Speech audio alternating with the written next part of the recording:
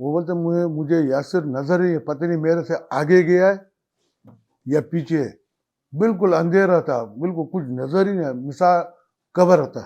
یاسر جو ہے نا 6 مہینہ لگ بھگ پہلے گیا تھا ایرانی پورٹ پہ, ٹگ بورڈ پہ گیا تھا ایرانی.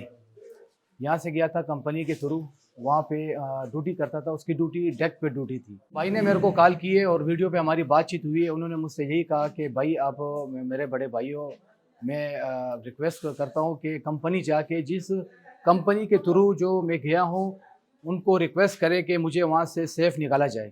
ان کے آنر کو میں نے کہا کہ پلیز میرے بھائی کو یہاں سے نکالا جائے, وہاں کے حالات بہت زیادہ پیچیدہ ہیں. ان کے آنر نے کہا کہ وہاں پہ نیٹ ورک کا بڑا مسئلہ ہے, وہاں پہ جو ہے نا دور دور تک ہمارا کسی سے کوئی رابطہ نہیں. عید کے پہلے دن میرے سارے رشتہ دار, میرے والد والدہ, جتنے بھی اہل خانہ جتنے تھے, ہم جمع تھے.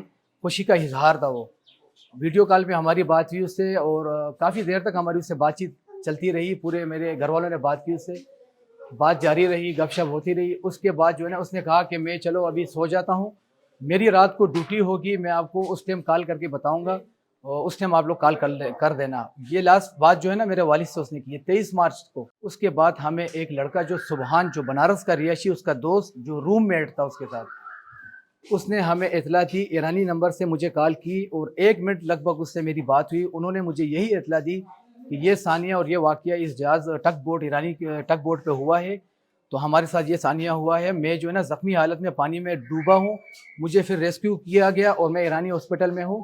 اتنی میری اس سے صرف بات ہوئی ہے بس. میرے اہل خانہ خاندان سارا جو غم میں نڈائل ہے, اور اس کی ڈیڈ باڈی کا بڑا بے صبری سے انتظار ہے. اور اس کی ڈیڈ باڈی جو ہے نا 1 ہفتہ لگ بھگ ہو گیا ہے, اس کو 7 دن پورے ہونے والے ہیں. وہ ایران کے سرد خانے میں ابھی تک پڑی ہوئی ہے, اس کا کوئی پتہ نہیں. اور گورنمنٹ نے بھی کوئی ہم سے کوئی جو ہے نا کوئی اس طرح کوئی بات چیت نہیں.